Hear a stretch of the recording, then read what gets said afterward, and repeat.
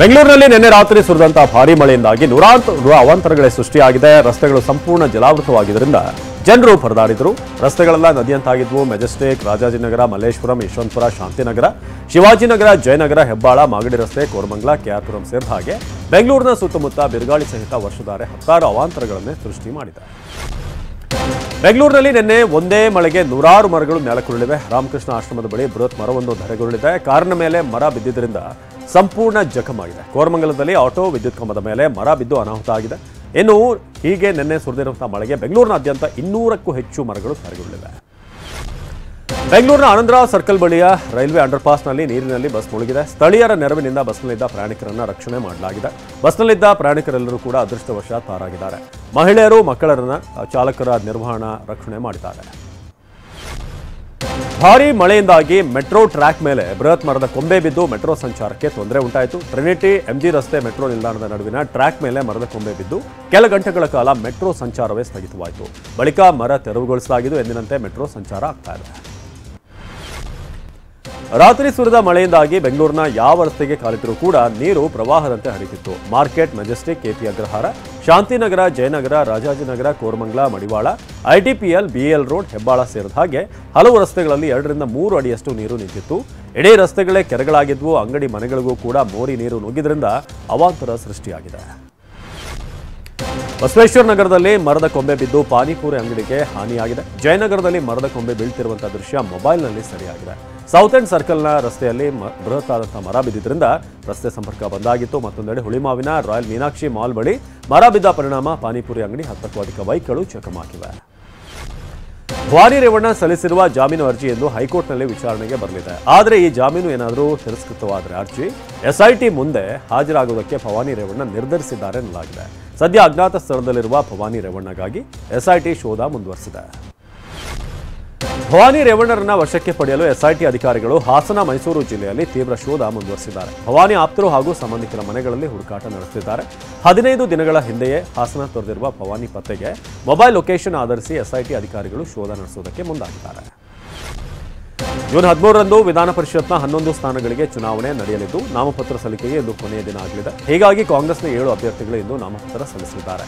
Doctor Yathindra Siddaramaiah, NS Bosaraju, K Govindaraju, Ivan D'Souza, Vasanth Kumar, Bilkis Bano ಹಾಗೇನೇ ಜಗದೇವ್ ಗುತ್ತೇದಾರ್ ಉಮೇದುವಾರಿಕೆ ಸಲ್ಲಿಸಲಿದ್ದಾರೆ.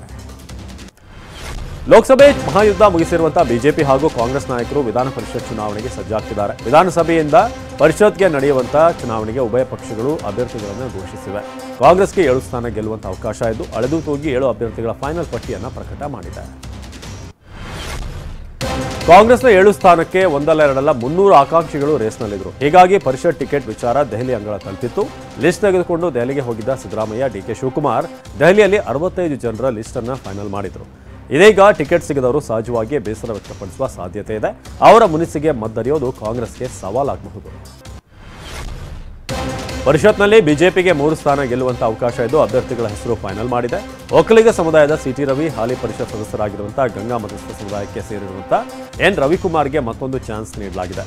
ಹಾಗೆಯೇ ಮರಾಠ ಸಮುದಾಯದಿಂದ ಎಂಬಿ ಮುಳೆಗೆ ಟಿಕೆಟ್ ನೀಡಲಾಗಿದೆ. ಮಂಡ್ಯ ಲೋಕಸಭಾ ಸ್ಥಾನ ಬಿಟ್ಟುಕೊಟ್ಟಿದ್ದ ಸಂಸದೆ ಸುಮಲತಾಗೆ ನಿರಾಸೆಯಾಗಿದೆ. ಪರಿಷತ್ ರೇಸ್ನಲ್ಲಿ ಸುಮಲತಾ ಹೆಸರು ಕೇಳಿಬಂದಿತ್ತು. ಇದೀಗ ಸುಮಲತಾ ಟಿಕೆಟ್ ಮಿಸ್ ಆಗಿದೆ. ಈ ಬಗ್ಗೆ ಪ್ರತಿಕ್ರಿಯೆ ನೀಡಿರುವಂತಹ ವಿಧಾನ ಪರಿಷತ್ ಸದಸ್ಯ ರವಿಕುಮಾರ್, ಸುಮಲತಾರಿಗೆ ಪಕ್ಷದಲ್ಲಿ ಒಳ್ಳೆಯ ಅವಕಾಶ ಸಿಗಲಿದೆ ಅಂತ ಹೇಳಿದ್ದಾರೆ. ಅರುಣಾಚಲ ಪ್ರದೇಶದಲ್ಲಿ ಬಿಜೆಪಿ ಗೆಲುವು ಸಾಧಿಸಿದೆ. 60 ಸ್ಥಾನಗಳ ಪೈಕಿ ಬಿಜೆಪಿ 46 ಸ್ಥಾನಗಳನ್ನು ಗೆಲ್ಲುವ ಮೂಲಕ ಬಹುಮತ ಪಡೆದುಕೊಂಡಿದೆ. ಜೊತೆಗೆ ಸತತ ಮೂರನೇ ಬಾರಿ ಅರುಣಾಚಲ ಪ್ರದೇಶದಲ್ಲಿ ಅಧಿಕಾರಕ್ಕೆ ಮರಳಿದೆ. ನ್ಯಾಷನಲ್ ಪೀಪಲ್ಸ್ ಪಾರ್ಟಿ 5 ಸ್ಥಾನ ಗಳಿಸಿದೆ. ಕಾಂಗ್ರೆಸ್ ಕೇವಲ 1 ಸ್ಥಾನಕ್ಕೆ ತೃಪ್ತಿಪಟ್ಟಿದೆ. ಇನ್ನು ಸ್ವತಂತ್ರ ಅಭ್ಯರ್ಥಿಗಳು 8 ಕ್ಷೇತ್ರಗಳಲ್ಲಿ ಗೆದ್ದಿದ್ದಾರೆ.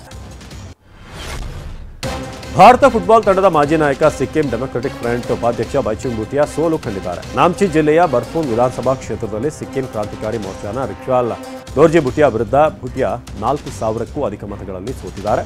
ಹೀಗೆ 10 ವರ್ಷಗಳಲ್ಲಿ 6 ಬಾರಿ ಸೋಲುವ ಮೂಲಕ ದಾಖಲೆ ಬರೆದಿದ್ದಾರೆ. ಲೋಕಸಭೆ ಚುನಾವಣೆಯ ಮತ ಎಣಿಕೆ ಹಿನ್ನೆಲೆಯಲ್ಲಿ ಚುನಾವಣಾ ಆಯೋಗ ಮುನ್ನೆಚ್ಚರಿಕೆ ವಹಿಸಿದೆ. ಯಾವುದೇ ಅಹಿತಕರ ಘಟನೆ ನಡೆಯದಂತೆ ತಡೆಯುವುದಕ್ಕೆ ಇಂದು ಸಂಜೆ 6 ಗಂಟೆಯಿಂದ ಜೂನ್ 5ರ ಮಧ್ಯರಾತ್ರಿ 12 ಗಂಟೆಯವರೆಗೆ ದೇಶದಾದ್ಯಂತ ನಿಷೇಧಾಜ್ಞೆ ಜಾರಿಗೊಳಿಸಲಾಗಿದೆ. ಈ ವೇಳೆ ಸಾರ್ವಜನಿಕ ಸ್ಥಳಗಳಲ್ಲಿ 5 ಅಥವಾ ಅದಕ್ಕಿಂತ ಹೆಚ್ಚಿನ ಸಂಖ್ಯೆಯಲ್ಲಿ ಗುಂಪು ಸೇರೋ ಹಾಗಿಲ್ಲ. ಕೋಟಿ ಕೋಟಿ ಭಾರತೀಯರು ಕುತೂಹಲದಿಂದ ಕಾಯ್ತಿರುವಂತಹ ಲೋಕಸಭೆ ಚುನಾವಣೆ ಫಲಿತಾಂಶ ನಾಳೆ ಪ್ರಕಟವಾಗಲಿದೆ. ಬೆಳಗ್ಗೆ 8 ಗಂಟೆಯಿಂದ ಮತಗಳ ಎಣಿಕೆ ನಡೆಯಲಿದೆ. ಮೊದಲಿಗೆ ಅಂಚೆ ಮತಗಳ ಎಣಿಕೆ ನಡೆಯಲಿದ್ದು, ಆ ಬಳಿಕ ಇವಿಎಂ ಯಂತ್ರಗಳಲ್ಲಿನ ಮತಗಳ ಎಣಿಕೆ ಶುರುವಾಗಲಿದೆ. ಇನ್ನು ಪ್ರತಿಯೊಂದು ಮತ ಎಣಿಕೆ ಕೇಂದ್ರಗಳ ಸುತ್ತಲೂ ಕೂಡ ಬೆಳಗ್ಗೆ 6 ಗಂಟೆಯಿಂದಲೇ ನಿಷೇಧಾಜ್ಞೆ ಜಾರಿಗೊಳಿಸಲಾಗ್ತಾ ಇದೆ. ಲೋಕಸಭೆ ಚುನಾವಣೆ ಮತಗಟ್ಟೆ ಸಮೀಕ್ಷೆಗಳು ಎನ್ಡಿಎ ಮೈತ್ರಿಕೂಟ ಭರ್ಜರಿ ಬಹುಮತದೊಂದಿಗೆ ಅಧಿಕಾರಕ್ಕೆ ಬರುತ್ತೆ ಅಂತ ಭವಿಷ್ಯ ನುಡಿದಿವೆ.